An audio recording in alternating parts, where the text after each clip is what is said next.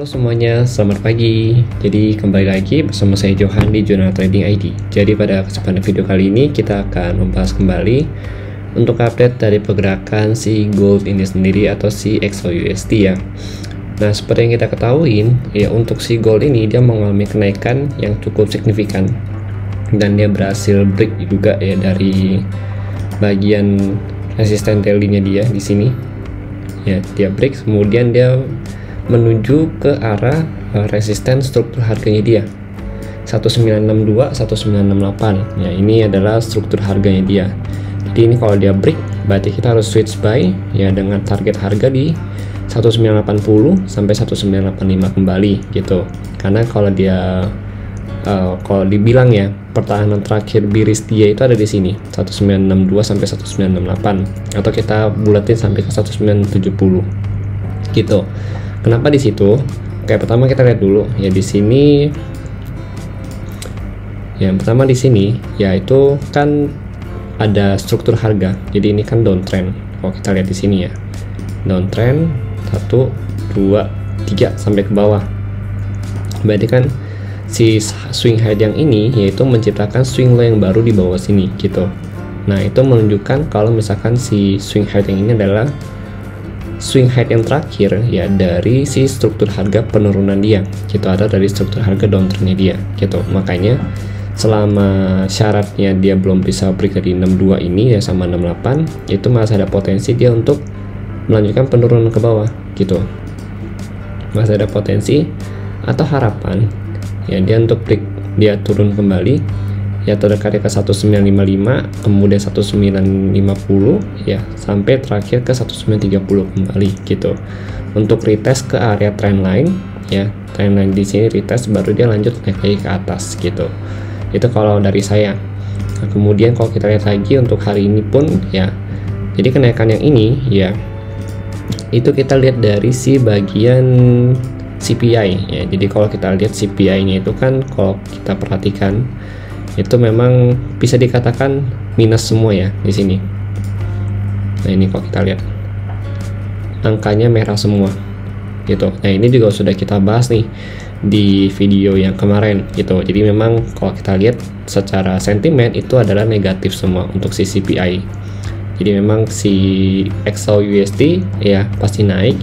Dan kalau kita lihat dari si dolarnya sendiri ya atau si DXY nya ini DXY berhasil turun lagi ya, bahkan penurunan cukup dalam kalau kita lihat di sini ya. Dia turun sekitar kalau kita lihat ini 114 pip gitu turunnya.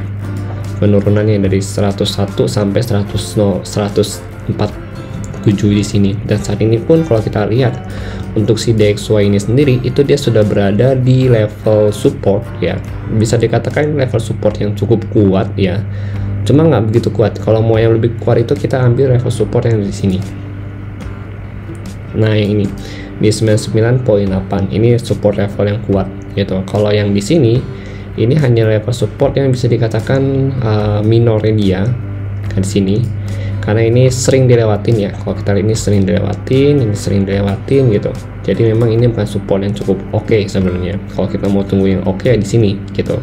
Sama yang terakhir yang kedua di sini, karena ini adalah area breakout dia. Kalau kita di sini ini kan ketahan nih. Nah, ini di breakout sama dia.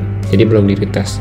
Ada potensi nggak sih dia turun ke sini? Sebenarnya ada ya di sini selama si DXY ini belum punya power gitu. Cuma kan kalau kita ketahui ya biasanya kan kalau si dolar ini kalau dia udah penurunan cukup banyak ya, jadi itu akan rebound juga ya nantinya. Mungkin bisa dikatakan rebound setengah dari dari penurunan dia. Kita coba pakai Fibo di sini, kita ukur. Nah, kemungkinan setengah dari kenaikan penurunan dia itu ada di sini reboundnya. Nanti bertepatan dengan area breakout dia nih, breakout pertama dia di 102 ya. 102 baru dia lanjut ya, nanti dia rebound kurang lebih sampai sini teratas ya, kemudian hanya turun untuk mengejar ke 99.29 kembali. Itu kalau untuk jangka panjang. Tapi kalau untuk hari ini pun kalau kita lihat ya, kalau misalkan dia break dari sini nih kan ada zona juga ya, sebenarnya ada zonanya itu kurang lebih sampai ke harga. Jadi ini zonanya dia. Jadi zona itu dimulai dari sini Oke, di sini. Nah, ini zonanya dia. Nah, ini zona support ya. Dari 100.5 ya sampai 100.3. Berarti sekitar 20 pip supportnya dia gitu. 20 pip ini untuk area supportnya, kita tandain di sini. Nah, kemudian begitu dia break sini, berarti dia lanjut untuk melanjutkan penurunannya ya ke harga ini lagi 99.8 gitu. Cuma kalau saya perhatikan sih memang nggak akan langsung ya. Cuma kalau nanti ada news lagi, kan nanti hari ini ada news nih. Hari ini ada news today. Itu yang ini newsnya. Ini USD ya, ada sekitar inisial jobless claim ya, seperti biasa ADP.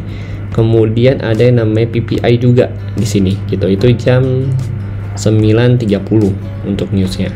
Nah, ini kalau kita lihat dari hasilnya ya, kalau misalkan diprediksi sama si market yang ini 1, 2, ini kan minus 0.3 ke surplus 0.2. Oke. Kemudian untuk hasil jobless claim itu dari 248 ya, surplus ke 249. Nah, ini kan berarti ada penambahan nilai plus ya untuk si DXY. Nah, ini akan kemungkinan besar bisa memberikan nilai positif dan nantinya bisa mendongkrak performa DXY untuk sementara waktu. Ingat, sementara waktu gitu. Karena secara harfiah kalau misalnya kita perhatikan dari laporan keuangan US saat ini dan juga dari tingkat inflasi ya, itu memang agak kurang mendukung dia untuk uptrend kembali gitu. Nah, ini kalau kita lihat nantinya dia akan bisa pullback ya kalau misalkan hasil news ini memang betul bagus ya, memang betul bagus gitu. Kita kan belum tahu nih gitu kan. Kalau memang betul bagus, soalnya ini tipis banget kalau saya perhatikan ya, apalagi si jobless claim cuma beda 1 doang. Ini cukup tipis sih gitu kenaikannya dia, dan memang ini cukup dipaksakan kalau memang mau naik gitu. Paling yang bisa mendukung kenaikan itu ada si PPI ini dari minus 0.3 ke surplus 0.2 gitu, atau misalkan dia surplus 0.3. Nah, itu akan sangat mendukung untuk kenaikan si DXY ini gitu nantinya. Nah, kemungkinan kalau dia naik pun ya, kalau dia naik pun paling dia mentok-mentok di Fibo 23 dulu ya di sini. Fibo 23 itu sekitar di harga yang ini ya, Fibo ini ya 101.118 kenaikannya gitu. Untuk di sini baru nanti dia lanjut ke sini lagi gitu. Tapi kenaikannya sih nggak akan jauh kalau saya lihat ya. Paling dia mentok sampai sini dulu untuk hari ini gitu.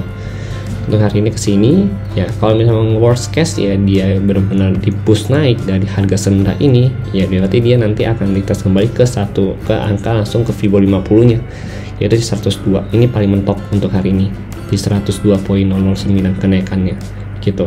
Nah, ini nantinya bisa mendorong nih si gold ini turun lagi ke bawah. Nah, cuma kalau untuk gold ini sendiri ya, kalau saya pribadi memang saya masih coba tunggu di 1962 sampai 1968. Pokoknya di range harga ini ya saya masih belum akan entry dulu mungkin untuk saat ini 1960. Tapi kalau saya lihat dari si bagian open interest data, jadi sudah cukup lama juga kita nggak bahas mengenai OI data ini ya di beberapa video update kita. Nah, kita bahas kembali nih, ini OI untuk hari Selasa gitu ya, berarti kita tinggal tunggu hari yang Rabunya, nanti jam 11 atau jam 12an dia rilis. Nah, kalau dari hari Selasa punya OI ya, itu dia kan 1960 jadi targetnya dia gitu, karena punya call sekitar 3.419 gitu. Nah, ini udah kecapai nih sebenarnya sama si harganya gitu. Kalau kita lihat ya, ini 190 udah contreng gitu, berarti udah clear gitu, udah maksudnya pasarnya udah terpenuhin. Nah, nanti next targetnya ada di 1970 ya, 1970 sampai 1975. Cuma kalau saya perhatikan sih memang lebih cenderung dia itu akan mengambil ke arah 1975 di sini. Baru nanti ada yang namanya koreksi ke bawah lagi gitu. Koreksinya nanti kurang lebih ke 1950-an. Kenapa begitu? Karena posisinya ya kalau saya perhatikan di 1960 ini cuma ada harga call gitu. Jadi nggak punya, jadi yang put money di sini itu kosong. Gitu. Jadi mereka nggak put money sebenarnya di sini. Yang mereka put money itu justru yang terdekat itu ada di 1975 ya, di harga dengan total sekitar 1086.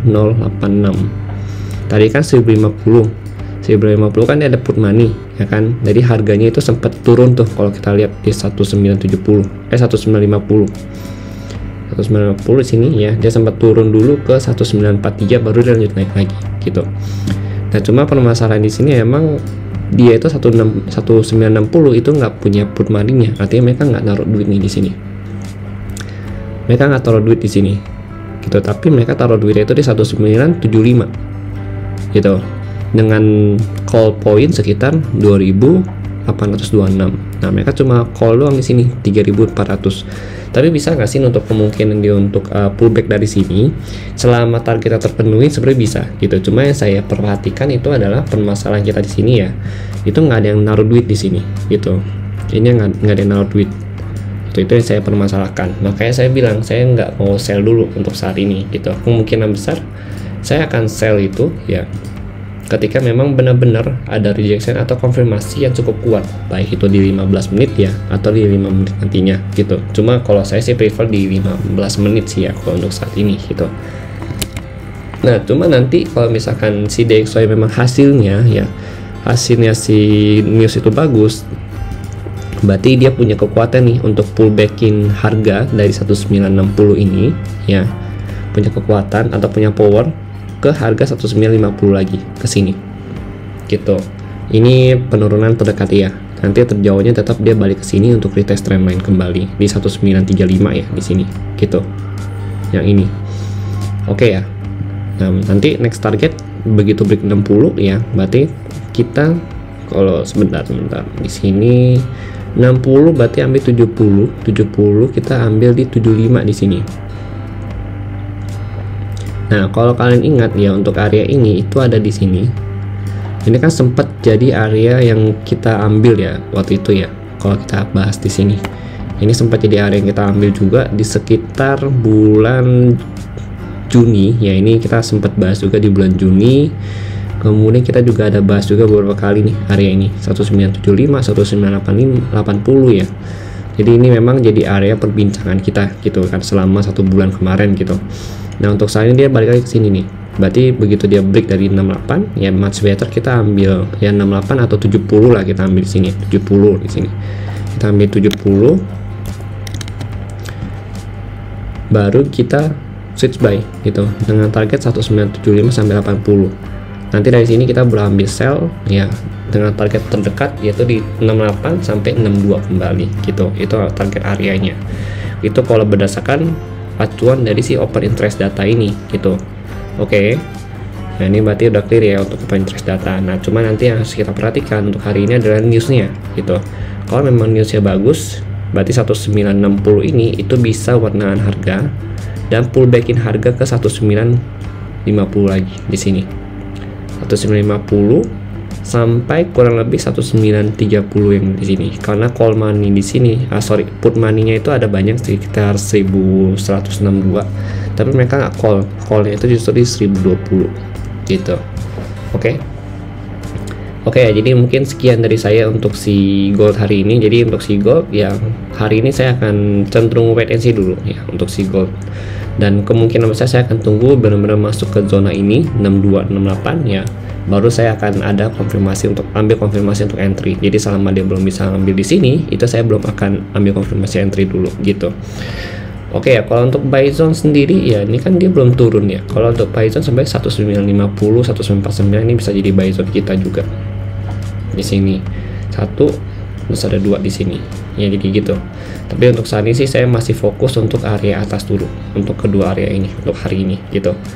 Ya mungkin sekian dari saya ya. Kalau misalnya kalian punya tambahan yang ingin kalian tambahkan, itu boleh banget kalian tambahkan ya di kolom komentar. Saya akan sangat berterima kasih untuk kalian yang mau menambahkan sudut pandang kalian di dalam komentar mengenai si gold sendiri atau si DXY ya.